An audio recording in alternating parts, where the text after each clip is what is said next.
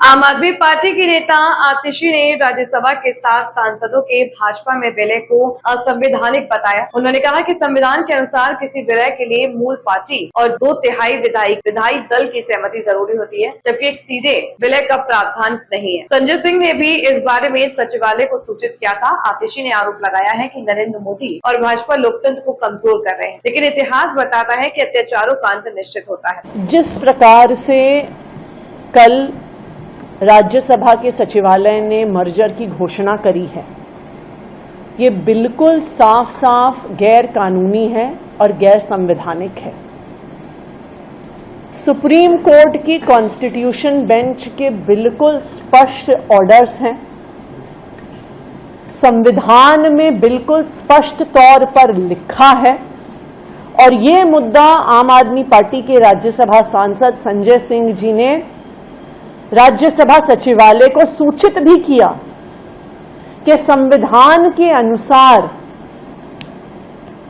जब original political party merge करती है, उस मर्जर के लिए 2/3 लेजिस्लेटिव पार्टी की भी आवश्यकता होती है।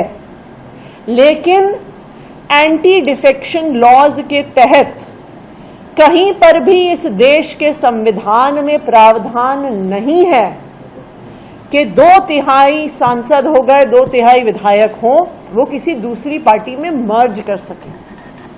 लेकिन भारतीय जनता पार्टी को क्या फर्क पड़ता है? भारतीय जनता पार्टी को तो सिर्फ साम दाम दंड भेद से इस देश के संविधान को खत्म करना है, इस देश के लोकतंत्र को खत्म करना है। आप एक तरफ देखिए, पश्चिम बंगाल में हम देख रहे हैं कि किस तरह से इलेक्शन कमीशन का दुरुपयोग करके किस तरीके से लाखों वोट काट काट कर चुनाव जीतने की कोशिश हो रही है।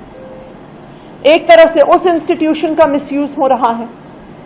हमने देखा है कि किस तरह से सीबीआई और ईडी का मिसयूज लगातार भारतीय जनता पार्टी की केंद्र सरकार करती रही है।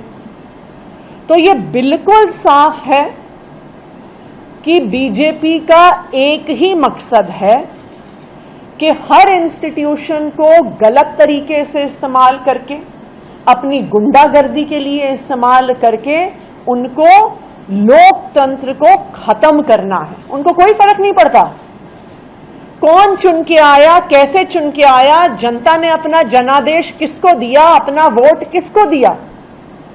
उनको बस तोड़ फोड़ के माध्यम से, खरीद फरोख्त के माध्यम से, साम दाम दंड भेद के माध्यम से बस अपनी सरकार बनानी है और अपनी सरकार चलानी है।